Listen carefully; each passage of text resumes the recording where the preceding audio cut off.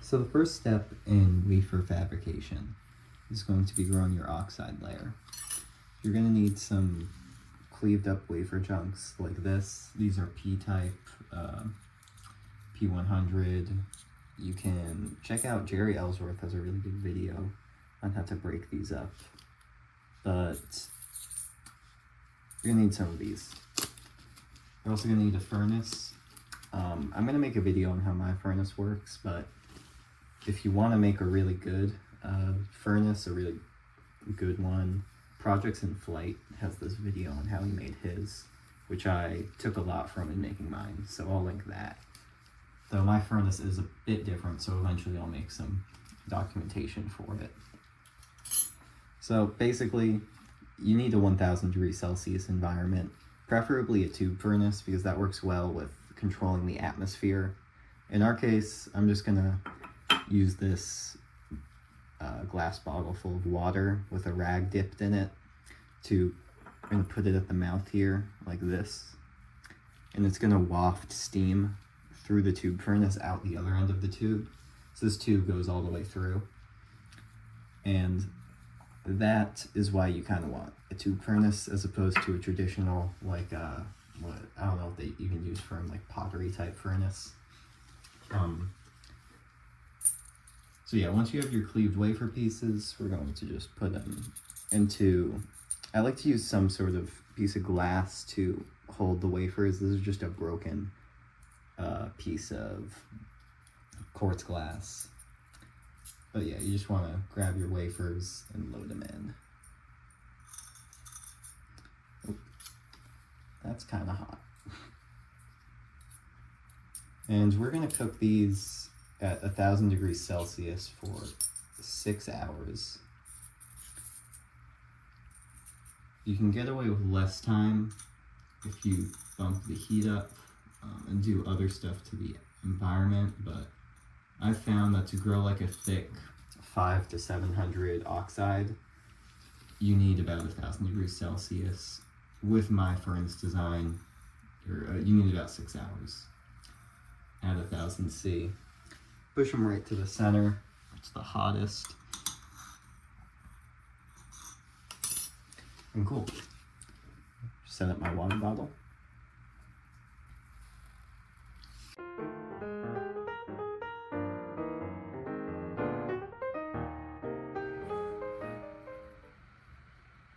Okay, we're back at the bench. I ended up having to pull the wafers out a little bit early. I only got about 2 hours of cooking in, but that should be enough.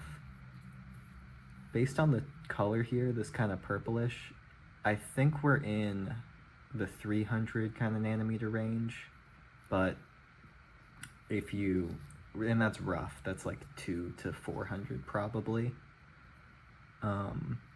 It's very hard to estimate because it's very humid where I am, so but like the humidity varies a lot also, so I get very inconsistent results for how long I leave these in.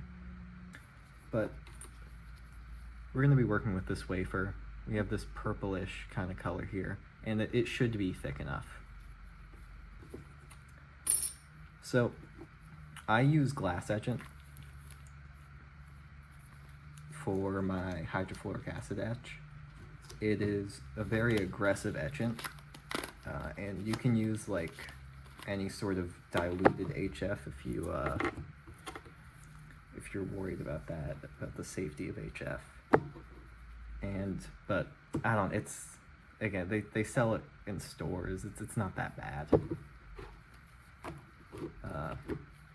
And I just dab a little bit on like a brush. And then just put a little bit on there. Right? I'm gonna hold it down. Put a little bit over here. Cool. And now, those are going to be the 2 channels of our MOSFET. So what I usually do is I try to dab a little bit off with a paper towel and then immediately dunk it in the isopropyl alcohol and then I put it in the water. Mixed up a bit. Okay. And here we have our cleaned chip. I'm gonna try to get in good light. There. Notice that water is sticking to the middle of the chip, but it is not sticking to our bare exposed silicone. This lets us know that we actually have etched all the way down to the bare silicone, but it's also a bit of a problem. It's actually kind of creates the hardest problem in this entire process. And that's that if we want to add like a dip-on or a spin-on dopant, which we want to affect these wells, we want to grow N-channels where we've removed our oxide, our dopant is going to avoid exactly the spots that we want it to be. This is like most of this process is in trying to solve that problem. So what we're gonna do to fix that is, and I got this idea from Sam Zeloof, who he talks about in his video, which I'll link. You want a passivation layer, a really thin one, a really thin oxide on the place that we just removed all the oxide, so that water still kind of sticks to it, so it's a little bit hydrophilic. There are a couple of ways of growing that. You can do a piranha clean or an RCA clean, which are both methods of cleaning organic substances off of like wafers. And since those are both oxidizing processes, they both involve hydrogen peroxide and then either ammonia or sulfuric acid. The hydrogen peroxide ends up being like oxidizing the chip. They do grow little oxide layers, but those are all chemicals I don't really want to work with. I have tried them, and they also don't grow the thickest oxide layer.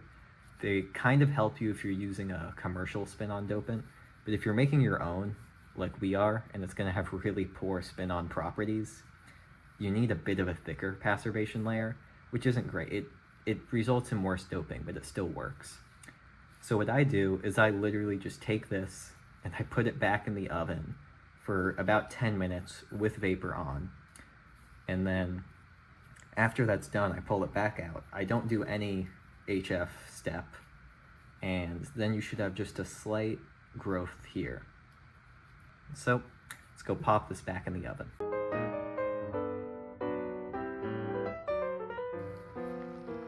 Okay, I just popped it in, and you can see the wafer in there. I'm gonna apply the water.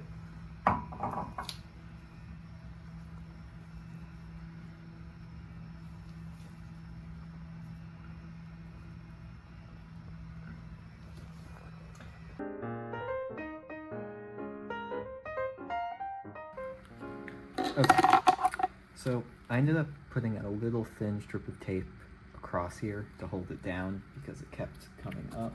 If you can avoid doing that and you actually have some sort of way of holding it to your fan, that is great.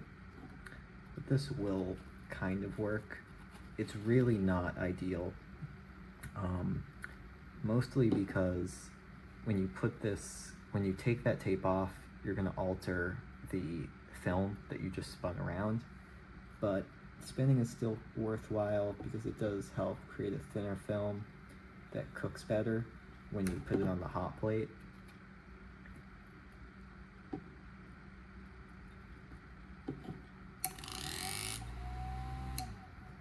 Okay.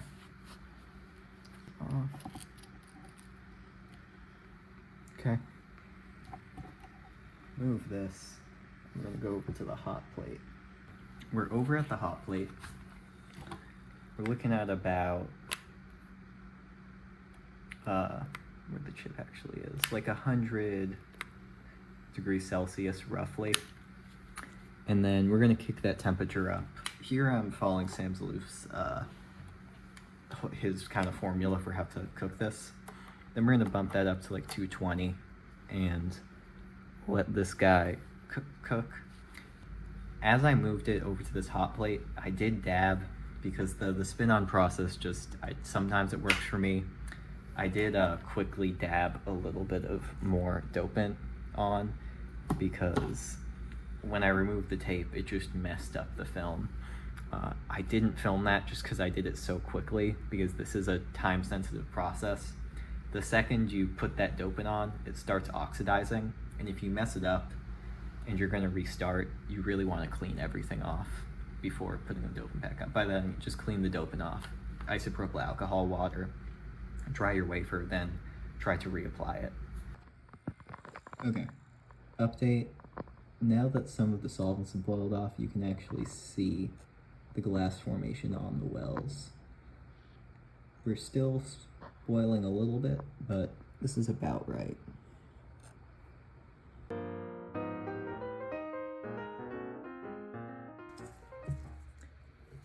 As long as we get the glass off, we can grow back whatever oxides we want, you know? So I'm not too worried about stripping off the oxide. It's already done its job of protecting the bare silicon during the stage where we cooked on the glass.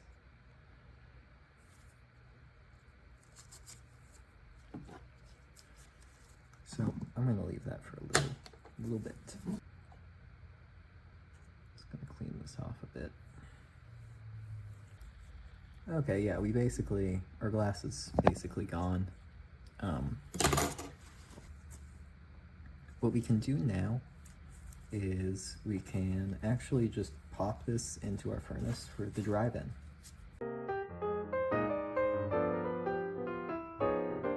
So we're back at our furnace. I just pushed it in. You can see it in there, hopefully. And we are going to, because we stripped off so much oxide, I would like a little back. So we're gonna put this steam here. Let's grow a little bit of extra oxide.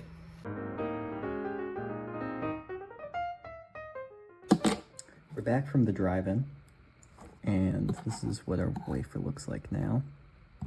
I'm gonna use some of this vinyl tape to cover up the N-type wells that we've hopefully formed. That's one side. And this is what other people... Oh. I just snapped my wafer in half. We have manufactured a diode, I guess.